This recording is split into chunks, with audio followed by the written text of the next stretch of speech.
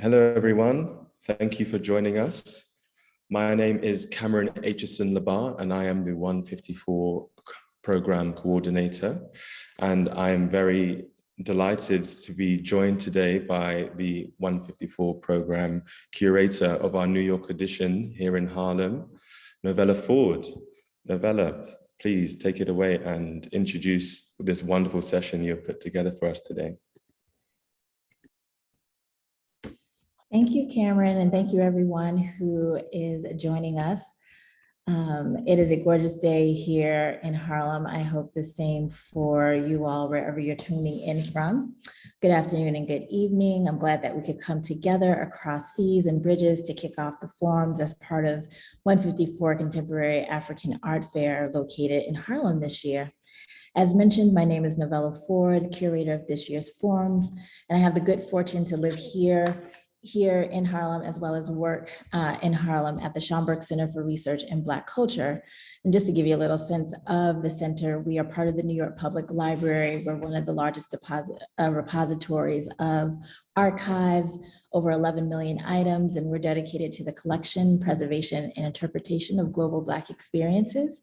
That includes art and film and manuscripts and so many other things. So it was so wonderful and honored to be invited to curate this year's forums.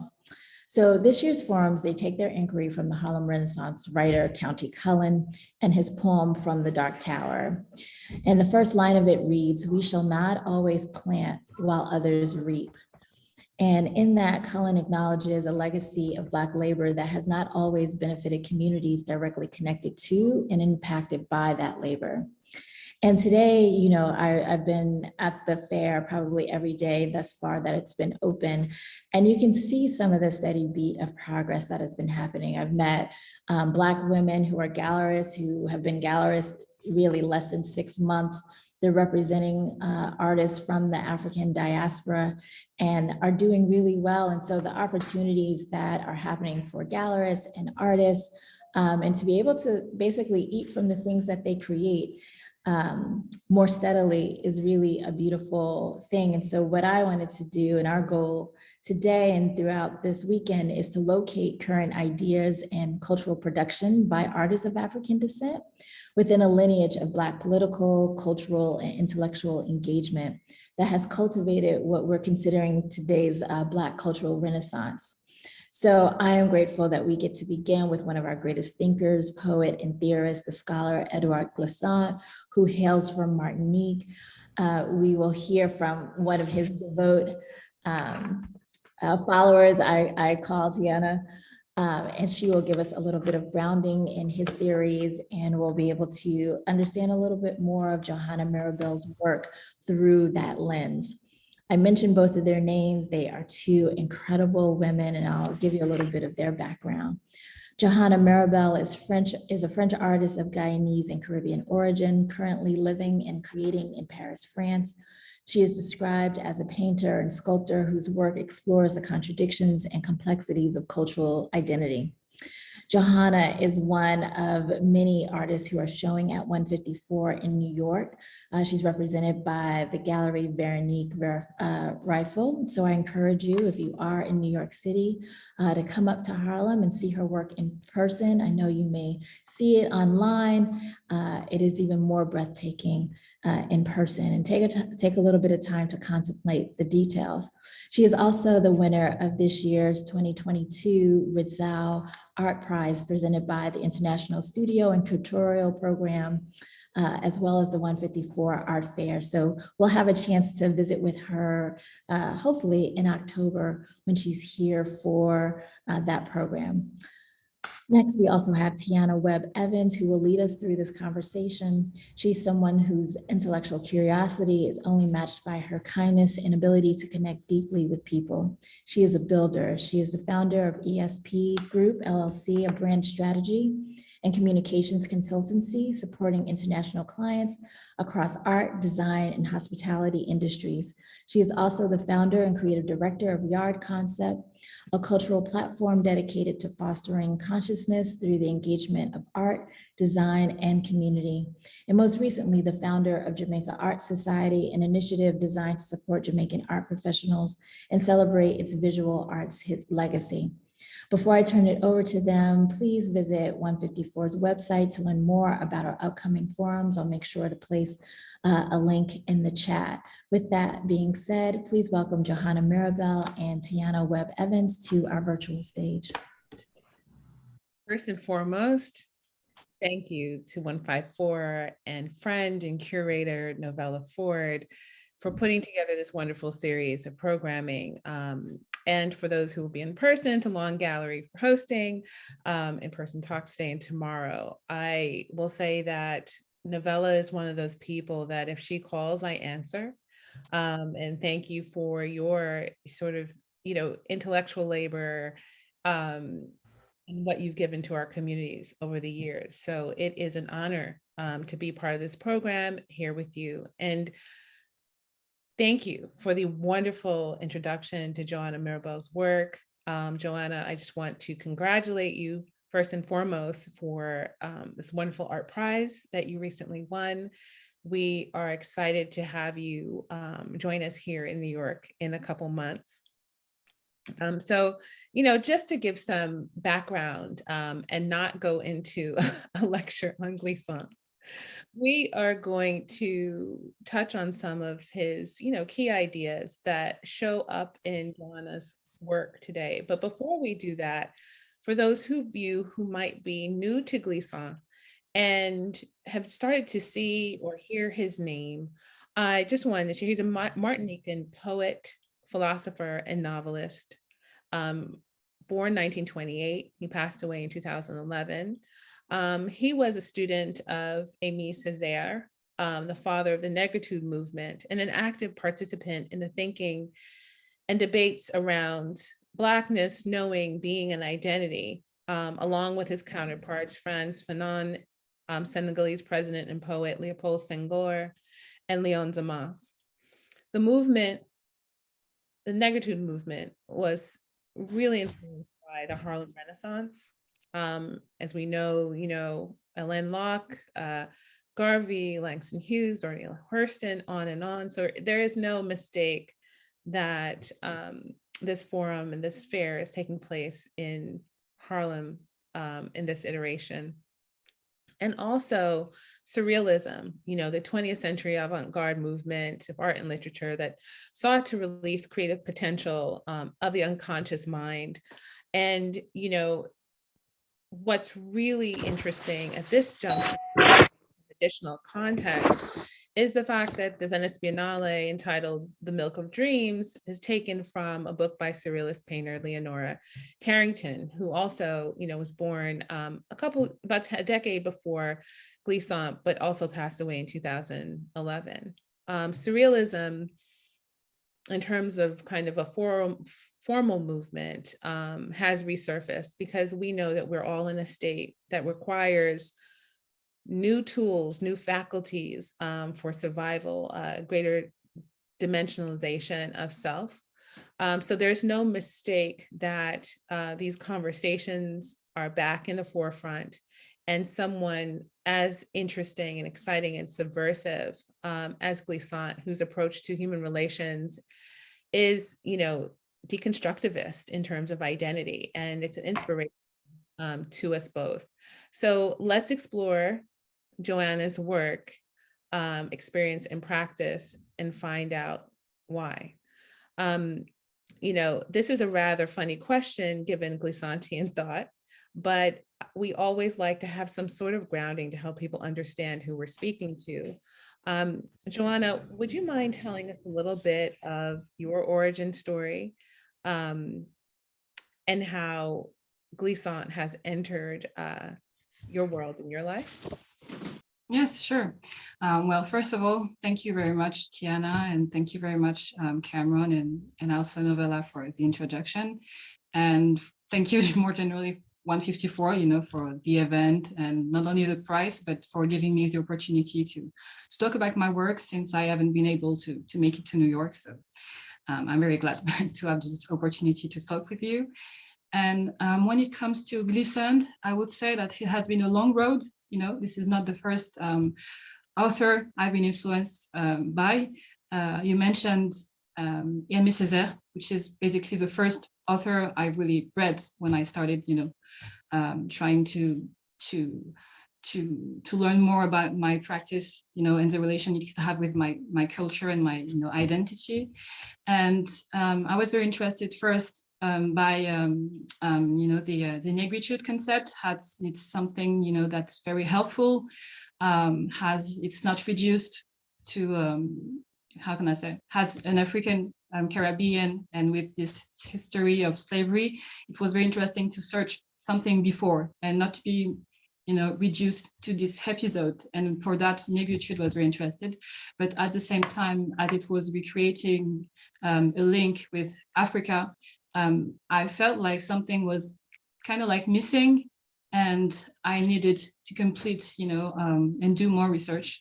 Then I've been very interested in Frantz Fanon, which is, you know, another Martinican author, and his work mostly with, you know, black skin, white masks, which is, you know, more like a clinical approach about culture, history, how it's influenced our behaviors as a Afro-Caribbean. And that was very interesting as well, but it was less inspiring. You know, it's very clinical, almost like a medical study. And then I arrived to Édouard Glissant, which, you know, his work was also, like, as he said, philosophy and also poetry. And it was very comforting because it felt like you didn't have to choose when it comes to identity. His work about creolization and what he calls the rhizome identity, it means that you can assume part of your history, part of what you know, even if it's painful, but you also can acknowledge that you won't be able to recreate everything, that something is missing. You know, it's like assuming the loss. And it has been very inspiring, you know, as his theory, but also has some kind of, you know, pictures and visual influences for my painting works, actually. Thank you. So one of the things that I wanted to get into, if we're thinking about the rhizome, which conceptually is one of my favorite sort of ideas around his work, and builds the architecture really for a lot of things that I do and a lot of the projects that I pursue. And the idea of this rhizome, you know, from his famous work, Poetics of Relation, is this idea of this creolization. You know, the idea of the rhizome versus the, you know, static root is that everything that touches it, say ginger, under the ground, it's going to be reshaped and changed. So there's always this movement, this interbeing, this bending with other plants and roots and interactions. And, you know, let's use this idea to talk about the forces that have shaped you to this point. You live in France, you're born in France, but also there are identity points that are, you know, Francophone Caribbean. So can you talk a little bit about what islands and places most influence your work and why? Yes, as you said, you know, I'm from, well, my mother is Caribbean, and especially she comes from, Guadeloupe and Martinique, and my father is Guyanese, and he lives over there. So, you know, since I'm a child, I've always been, you know, in this between France, well, Paris and Guyana, French Guyana. So in terms of visuals and culture, it has been very important. And for instance, you can see Cascade, which is one of the first painting I've made. And it's just the choice of colors. I've been deeply influenced by, you know, Tembe art, which is a typical Guyanese art. It's an abstract art. It's not like what I do, but in terms of color, the fact that it's very, you know, very strong and very identified colors, it has been very influenced in my work. And I would say that's, you know, the fact, being in a place like, because I've studied in the Beaux-Arts of Paris, and which is, a big institution with a long history in terms of painting representation. And it's impossible for me when I first arrived not to think about it, not to think as a Black woman, as an African Caribbean, what I was supposed to do, who I was going to, represent, and how I was going to do it. And I think that, yeah, in these terms, Glissant has been very helpful as well, because it was like assuming the fact that, yeah, I know, my origins, I know what has, been a deep influence in terms of, how can I say, landscapes, for instance, and architecture, but also I've been kind of like shaped by some kind of teaching at school, some kind of, learning of the painting history in the Beaux-Arts of Paris. And basically I've tried, to create a relation between all those things in my painting. In terms of the painting, you're known for your interior scenes and the exploration of interiority. And there is this conversation, this continuous conversation between flora and greenery and plant life and this interior space. Glissant is known for using metaphors that are in nature, whether he's talking about La Lézarde, the river, or he's talking about the mountains. He's always looking at how this interbeing nature affects human culture and psyche. Can we talk a little bit about how these relations play out in your artwork? Yeah, sure. Yeah, and I like it, I like to mix interior and exterior. And that's the reason why the spaces seems to be, always kind of like open. It's never completely closed. You always have some kind of opening or things that seems like they're building or destroying. And it's always, kind of like moving. And the nature is important as well. You saw that on the previous picture, but how can I say? You had this water, for instance, which was depicted in a different style than the other part, with the bathroom. And I like to mix, a nature that seems more, from the outside, more, I don't know, in French we would say savage, and a nature that seems more like under control. You can see that with the plant, for instance. It's always a mix with plants that seems to be inside, and the vegetation, the plant that you will see more like in the forest or something like that. And it's very interesting to me because it's like talking about the interiority, but not only has something intimate. It's more about something we share. The fact that you can just create a space and put some details, some objects, and it will feel like home for a lot of people. You will recognize the function of the space. And so it won't seem as exotic, as we can say, has, the outside of the Guyana or something like that. So I'm always trying to mix that to bring it to something more, closer for people. And it's always about this kind of like equilibrium between people, the relationship they have with their own environment, not only cultural, but more generally their environment. What I think is interesting about what you said was the idea of the familiar and the exotic. And something that Glissant is always talking about is the importance of the relation and the removal of the concept of the other. So that interrelatedness, the idea of the creolization and the rhizome as an antidote to, static rootedness. And that rootedness gives birth, as you know, to war and binary and ego, this idea of, on a grander scale, supremacy, but we also engage in that behavior, right? So when we root ourselves in these static identities, we're frozen. So I think it's really interesting to look at the idea of this relationship between our migratory patterns, whether forced or chosen, and our choice of flora and fauna, because they've also, they meaning the plants, have had some of the same kind of pathways and movements, and have to be inside as well in order to survive and be protected and become something else out of context, out of their sort of, original context, So I think it's really interesting that, you really touch on the exotic.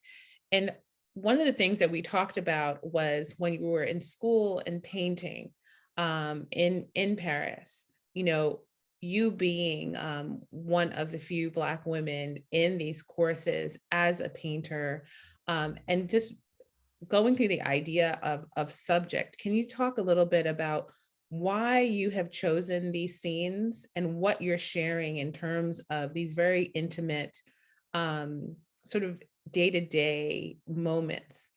What's the power in that? Yes, sure. Because as you said, exotic is something I was, kind of like scared about, because I believe that, exotic is just a way to talk about the distance you're placing between, yourself and others. And that was very obvious, when sometimes you're painting something, sometimes you're painting some, bodies, people are not used to see in those kind of paintings in school, and they will assume that you're talking about things, which is not a bad thing in itself, but it becomes really problematic when you feel like, your own representation is reduced to oppression, violence, and that kind of thing. So I was it was very important for me to paint, women in my environment, women sometimes it looks like me, sometimes you think it's me, but it's my twin sister, for instance, other artists, Black women I've met at school, and people, with have had those conversations, and I felt they were, they need that room in those, in those places. And I believe, that was very, very important, and to recreate a new imaginary for those people in my paintings, and to make sure, that they're allowed in those, in this space, in an institution like the Beaux-Arts of Paris. When you're working in those places, you can see how you feel excluded, and you really don't know how to connect sometimes with teachers or the collection sometimes. And so that's the reason why I'm working with those models. There are friends, there are people I know, people I see almost every day. One of the things that I notice in terms of their expression, I don't know if it's rest or melancholy. Can you speak a bit to the expressions? Sure. Well, I think it's how can I say, the reference to melancholy, I think, is because I've watched a lot of classical painting. Time copying when I was at the School of Beaux-Arts. So I guess this type of representation, this type of iconography is very present in my work. But mostly I would say that I like to paint people who seems to be resting, or kind of, how can I say, trying to figure out what they're supposed to do, how they can use these tools, interact with the environment. But the idea that what they're doing doesn't have to be too obvious, and that sometimes you don't really know, and that there's this how can I say, this moment of uncertainty, is very important in my work as well. And this is why I was very interested in Glissant as well. It's like you can accept the fact that you won't get everything at this moment, that there are places of, unknown things you cannot completely figure out. And I think that's why you can find this expression on many of my models in my paintings. Right. And I think that we have been, especially in American context, I know in other places, especially in a Caribbean context, that uncertainty and that beauty and that pain and that joy are all like sitting with you simultaneously. In American society, there's a lot done to protect people from an innumerable amount of realities, right? Yeah. One of the things that really interests me in this work, also in Glissant's work, is that comfort in uncertainty. And he talks about the idea of, opacity, you know, and not knowing and having, you know, the idea of transparency is right, this push philosophically towards categorization, right? And that kind of static rootedness. But this idea of this fluid, its fluidity and this kind of shade of gray and not knowing, understanding that people have the right to not be known, right? And that's okay as well. And I think it flies in the face of a lot of contemporary culture, right? Because everything is about that transparency. It's about knowing whether we're talking about supply chain or you're on social media and people think they know you, they want to know all of the things.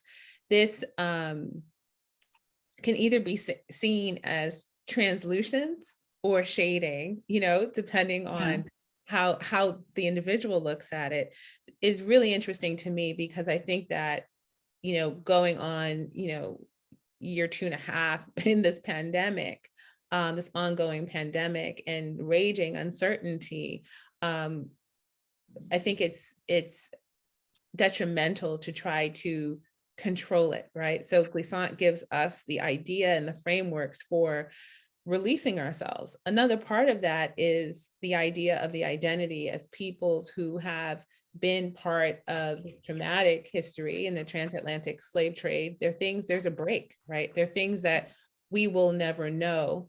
And I think also the privileging of the fact that we are this third thing and many things that are constantly being acted upon.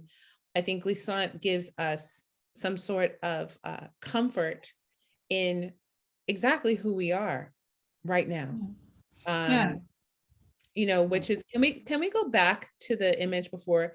But I do want to touch on the movement, you know, and one of the things I was thinking about is, you know, you starting to talk about your process, because you kind of defy the principality of the canvas. Like the idea that when you paint something on canvas, it's supposed to be this like static thing, and the movement and the change in your work is very, very special and very pronounced. So can we talk a little bit about that transformation, that movement, that change, how it relates to Glissant and how you go about creating it? Yeah, as you said, you know, there is those questions of, you know, opacity versus what is, you know, transparency. And, you know, to take, you know, quite technically, this is how I work usually. You know, I'm going to put, you know, some colors with, you know, different, it's going to be more or less thick. So there are always some place that will be transparent and other that will be completely, you know, recovered, and different kind of texture. Because yeah, to me, this is, you know, how can I say, to relate to Glissant, I think when you talk about opacity, and the fact that, yeah, it's about finding, you know, discomfort in being yourself, I think it's also about freedom to be who you are and freedom to move, to change, you know, in relation with people you're going to meet one day. And another part that is very important in the construction and, you know, the feeling of something moving or something not completely stable is the fact that, you know, I put different perspective in one picture. So this is always something that is quite sensitive, so you can feel the space, but it's not completely logical. And you can see that, you know, the models seems to be, you know, kind of like falling or, you know, in a very fragile posture. And yeah, and I think this is how I relate to Glissant as well. The fact that, you know, you can move, and sometimes you can feel comfortable in being in a very uncomfortable place, in a place where, you know, there is history, as I said, of or and that kind of thing. You can, you know, take those things and turn them into something new, or even, you know, the notion of beauty is very important in his work. And I think that was very, you know, a way to me to transform the things, to transform representation of those people. And, you know, another part of my process when it comes to movement and time is the fact that, you know, I film the model. This is not just one picture, and you can see that in the painting that is shown, especially with the, you know, the character who's sitting. You know, I film the models and I recreate the posture with different moments of the frame, which make, this sensation of, something quite moving or not completely logical. And that's how I work.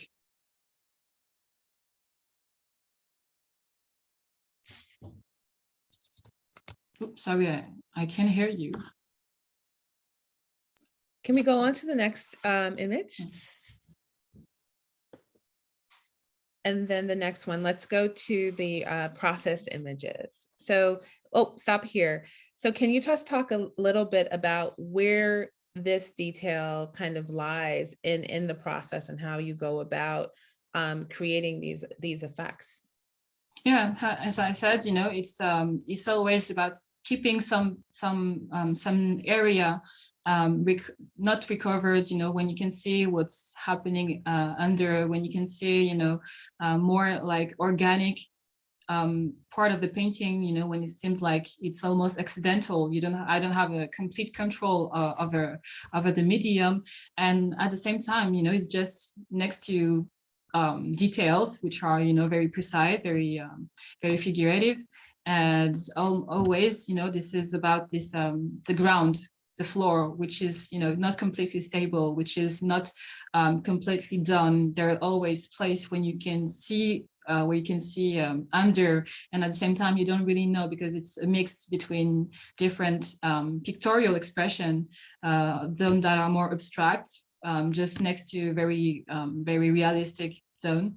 And this is in this very specific example how I work. And also, the thickness of the painting is very important. Some places are very thick, other are done with different techniques. I know that you've won awards, everywhere from the States to Paris and to Tokyo. Have you studied in Japan? And if so, has there been an influence of Japanese art on your work? I haven't studied in Japan. No, as I said, I won a prize, and I've spent a few weeks, a few days, sorry, over there. I haven't, studied specifically over there, but I was very interested in the representation of perspective in some, how can I say, prints, Japanese prints, and the construction of the perspective has been quite influential in some paintings, not all. But no, I haven't studied over there. I see the line, and that's why I was very curious, because there are a lot of things that come up. So in terms of, sort of where you are now and sort of looking towards, coming to the States, where are you finding inspiration today? Well, architecture is a very important, influence, because, I'm working as well on some project with my sister, which is, she's an interior architecture, and, going from one space to another is very helpful to figure out, first of all, the function of the space, which, what makes it, sorry, a room, how can I say, a living room or a sleeping room or a bathroom, this is just very, very precise details that we common, not universally, but this is things that are very, very shared. And so, the space I'm going usually are very influenced, are a big influence when it comes to architecture, first of all, and then it's about the people I meet, especially women, other artists that I use as model. As I said, this is a long process thing. This is not just one shot. So I hope, I will be able to build that when I be, here in October. First of all, with the architecture, obviously, the history of the territory, and the people I'm going to meet. Sorry. The other question, can we go to the last 2 slides? So can you tell us a little bit about these shots? Is this part of your process in terms Yes, of... exactly. Yeah, because sometimes people wonder, if I'm painting those person in space that I know, in space that exists. Well, no, I usually do that on the set, as you can see, which is completely neutral, and I film them. So this is not just one shot; it's different images when I have the people to move from one side to another, and just to act, to sit, to do very basic things. And I do that for two reasons, because first, I get more pictures just by doing, by filming them, not only taking one shot. And this is less under control, it's more natural. People are not, like too much, they don't know what's gonna be the image I'm gonna use. And also because, it is part of, what I was talking about when it comes to the relation with the duration, the moment and the movement in the theory of creolization, the idea that things are never completely fixed, that, this is a mix of different moment, different space. Fantastic. And in with that, sort of end, I think one of the things that we do want to take away from this is that openness. Octavia Butler, just to bring in someone else who I'm, forever engaged with and fascinated, with, is, God is change. And you see Glissant saying the same things, and you start reading across these different sort of disciplines and people and experience, whether you're thinking about, Buddhism and interbeing or the creolization. I mean, all of these are sort of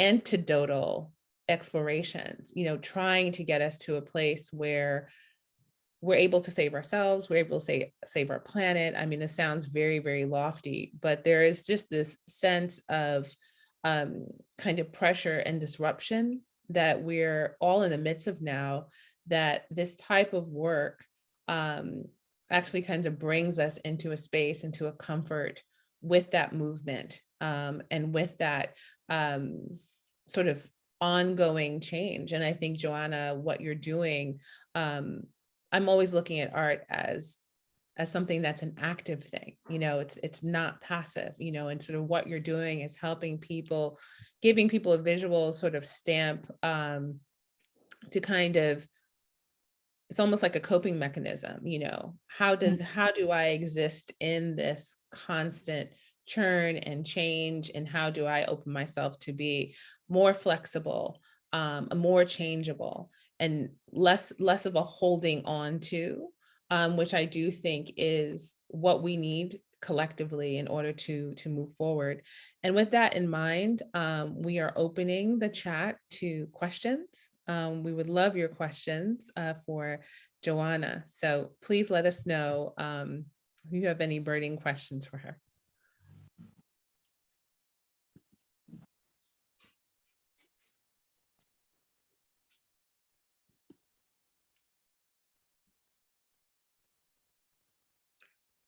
Well, I'm going to ask a question.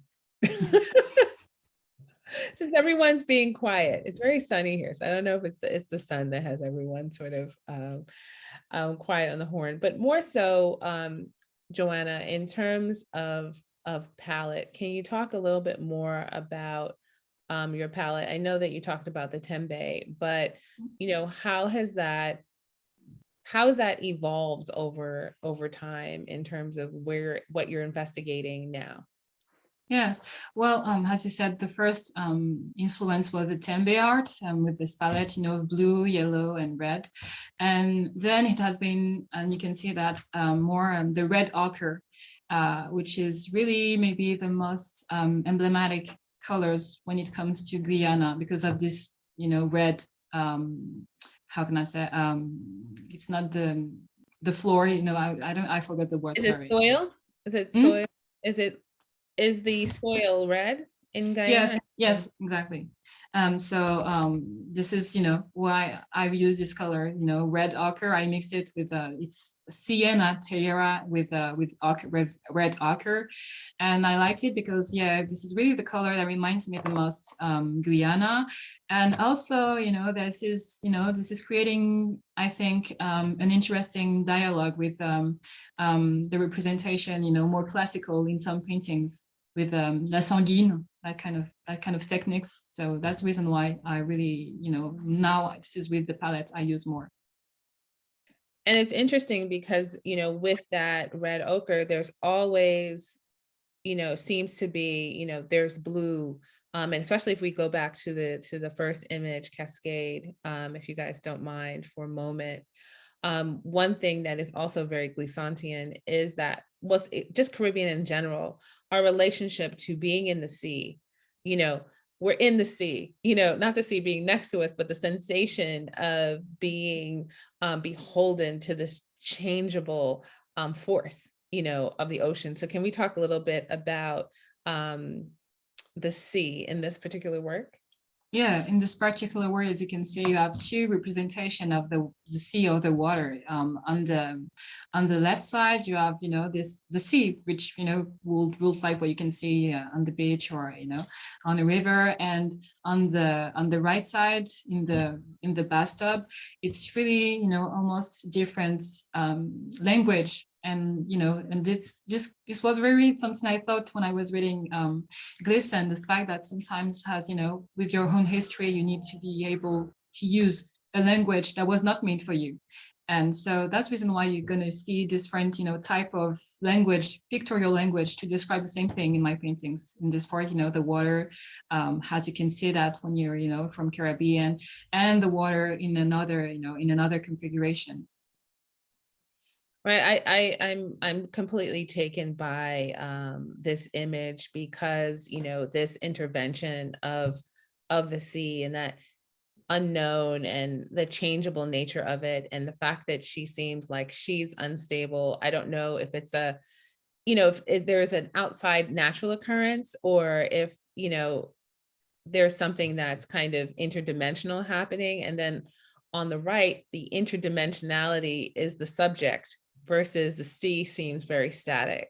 So that juxtaposition is quite gorgeous. I don't know if that was intentional or not. Yeah, a little quite, because that's the reason why I've named it Cascade, because in French, Cascade means as well, the waterfall, and at the same time, the performance, like you're going to fall, but you're kind of like pretending.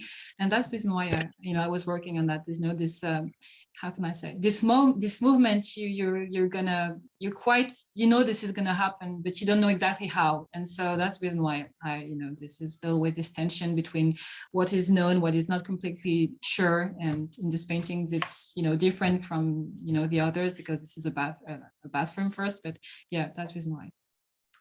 We have a question from Petra, and she says, thanks a lot for the beautiful conversation. I was wondering, how does the current Parisian art scene embrace artists of color at this current moment in time? As well as, are there any visible move in terms of museums, and they're dealing with African, Caribbean, and other subjects, as well as paintings, including Black subjects? So that's a two-part question. What's going on in the Parisian art scene for artists of color, and are museums responsive to artists of color at this time? Well, for Parisian scenes, I will say that things are a little bit changing now. For instance, in schools, like the Beaux-Arts de Paris, you have more, more teachers. I believe you have some teachers from different ethnicity, and that's quite different from when I was there. And also you can see that with the students, I don't know exactly, you have some events, which are really focused on the African or diaspora artists. Maybe not not every time, not a lot, but I think things are changing definitely for the best. You have other fair, other events, and I guess that's interesting. And you can see some very famous galleries which were more known in America. For instance, I'm thinking about Marianne Ibrahim, who's opening now space, who has opened in space last year in Paris. So you can see things are changing, and I can definitely feel that there are more events with Black artists and African artists, definitely. Thank you. And Petra, just so you know, she is chiming in from Czech Republic, which is incredible. Thank you for joining us, Petra. And this question is actually more so for Novella. You know, she wanted to know if there are other programs that are going to be recorded. So with that in mind, Johanna, I think we're close to time if no one else has any additional questions. But we just want to thank you for your extraordinary work and your thoughtfulness and your determination to kind of move everyone forward in terms of their thinking and way of being. So we can't wait again for you to come to New York. We will embrace you with open arms, but until then, be well. And I'm going to turn it over to Novella. Yeah. Thank you so much, Johanna and Tiana. This was such a beautiful conversation, a great way to kick off our forums. I didn't say it in the beginning, but Tiana and I are like bookish people. And so we are folks who trade. The conversation is always about what are you reading? And so I appreciated being able to hear from artists and creatives about how literature is also in scholarship and such as impacting the work that is happening or how they're thinking about the world today. And this couldn't have been a better conversation for that kind of ideas. To answer Petra's question out loud, this talk is recorded and the other programs will also be audio recordings, and they'll make them available on the 154 site at a later date. So the other programs will not be available in real time for those who want to tune in virtually, but they will be made available later. I want to say thank you to our audience checking in from apparently all over the world. And certainly invite anybody who is here in New York to join us at 4 p.m. here at Long Gallery. That's where I'm broadcasting from. And behind me is artwork by Preston Sampson. And this is the location for all of the other forums. At 4 o'clock, we'll be speaking with Dinga McCannon, talking about textiles and the Black arts movement and the work that she's been doing and being recognized, being an artist, even when the rest of the capital A art world may not be paying attention to you. And I think that is that for me is part of what Glissant is also talking about, right? Like there can be this opacity. You can live in a lane and do this work, and frankly other people will catch up to you if they're smart enough. So thank you again to everyone who joined us, and have a great Saturday, and we'll see you again soon. So long.